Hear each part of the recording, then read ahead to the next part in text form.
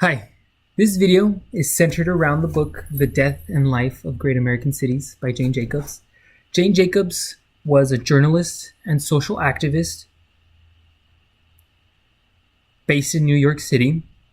This book is centered around an alternative to urban planning that is more organic and human-centric. The concepts presented in this book are directly opposed to the urban sprawl approach to urban planning that began in the 1950s and is still popular today. The urban sprawl approach is considered to be more car-centric. Jane Jacobs emphasizes that it is necessary for cities to be more human-centric and fitting to the needs of human activity and lifestyle. The book is intuitive, it's dense with content, and extremely practical. Jane Jacobs, I admire and I am astounded at how intuitive she was in listening to the people, picking up on small patterns and cues to help develop a more human-centric approach to society. And she masterfully presents these concepts, these actionable, concrete concepts in this book. Because this book is extremely dense, I'm only gonna highlight two sections that particularly called my interest and I feel encompass 80% of what this book wants to present. The first part is centered around the generators of diversity in a district. She lists 4 necessary conditions. First is the district needs to serve more than one primary function. She defines a primary function as serving living needs or serving a functional occupational need. Second, most blocks must be short. That is, streets and opportunities to turn corners must be frequent. She emphasizes the sizes of sidewalks. Yes, she gets that detailed and specific because it helps generate interactions between neighboring blocks and it increases the flow of human traffic across the district. 3, the district must mingle buildings that vary in age and condition, including a good proportion of old ones so that they vary in the economic yield they must produce. Once again, she is trying to promote an interface and interaction between diverse demographics. In her third precept, she is emphasizing interactions between varying economic classes. 4, there must be a sufficiently dense concentration of people for whatever purpose they may be there.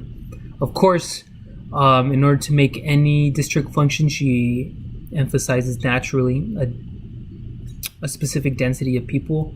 She states that district density will be specific to the demographic, to the city and what it's called for. She'll typically range it and average it to around 100 people per acre. Me personally living in a suburban city, 100 acres seems a little astounding. However, it does make sense. I currently live in a subdivision that is zoned for 6 units per acre. She promotes 100 units per acre. All of these conditions, I find a lot of parallels with biomimicry, an emphasis on diversity, which is a natural concept of the natural world. Increase interaction, and it's at those friction points between varying, in our case, using the case of urban planning, it's the friction points between economic classes, between primary uses, occupational functions, and secondary functions such as theaters, retail, more leisure uses. It's these friction points that creates the creativity and this organic growth and this organic economic development within a district. And once again, paralleling biodiversity, diversity is what creates economic vitality.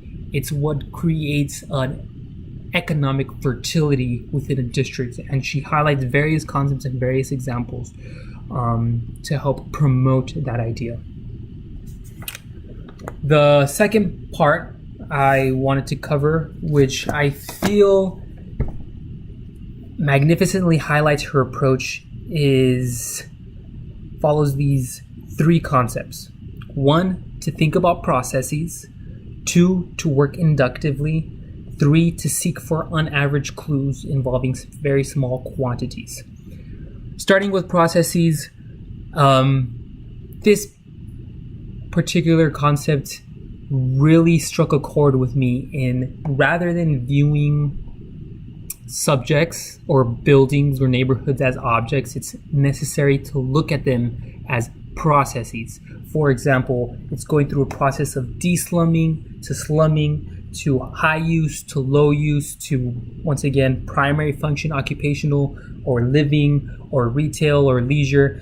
And it's through these processes that you'll be able to understand the lifestyle that is being asked for by the people, and you can construct a more organic, slow, incremental growth to fit the needs of the demographic, and thereby incorporating more social diversity and more economic diversity. 2, to work inductively.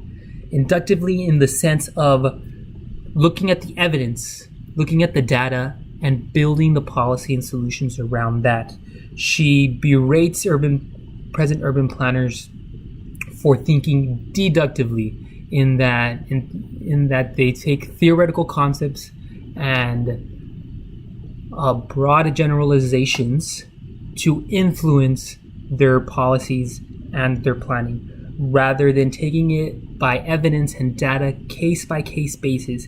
And once again, she emphasizes that anyone can do this inductive reasoning. Anyone can look at the evidence and then logically reason into what is being asked by the district, what is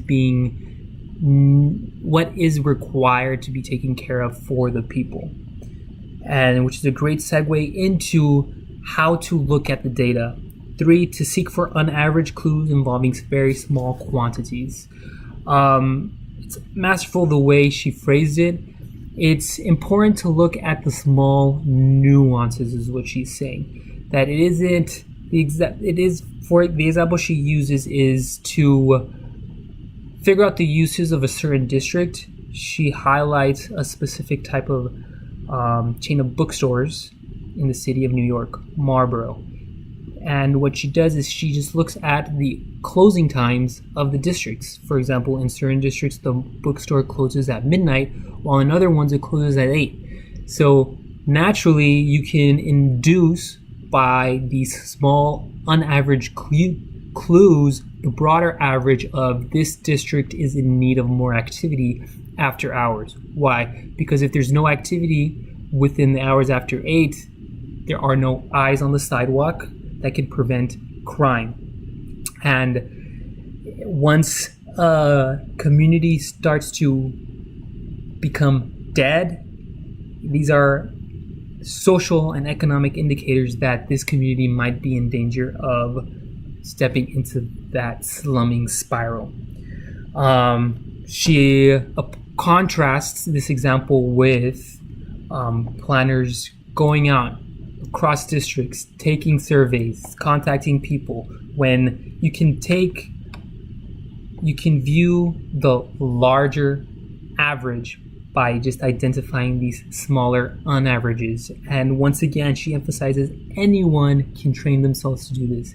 It is just a matter of seeking a broader perspective and more intuitive perspective, and actually listening to the needs of the citizens to create a more holistic and a more human-centric approach to urban planning.